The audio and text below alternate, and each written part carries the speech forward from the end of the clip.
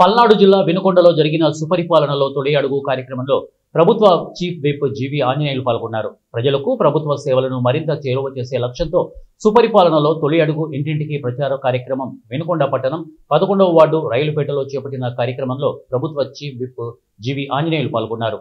ప్రతి ఇంటికి వెళ్లి ప్రభుత్వం అమలు చేస్తున్న సంక్షేమ పథకాలు, పారదర్శక పాలన ఆవశ్యకతపై ప్రజలకు వివరించారు. ప్రజల సమస్యలను అడిగి తెలుసుకున్నారు. రాష్ట్ర ప్రజల మీద పెట్టి వెళ్ళాడు. ఇప్పుడు చంద్రబాబు నాయుడు గారు ప్రతి నెల వడ్డీలు కడుతున్నారు.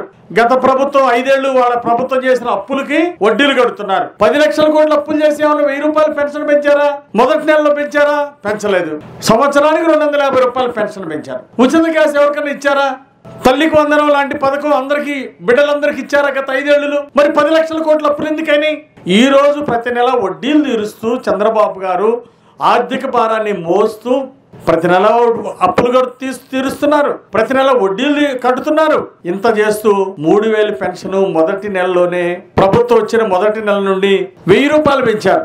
మక్కన మల్లికార్జున గారు వేదిక మీద రావాల్సిందిగా కోరుతున్నా. మన డిసిసిబి చైర్మన్ మక్కన గారు వేదిక మీద రావాల్సిందిగా కోరుతున్నా.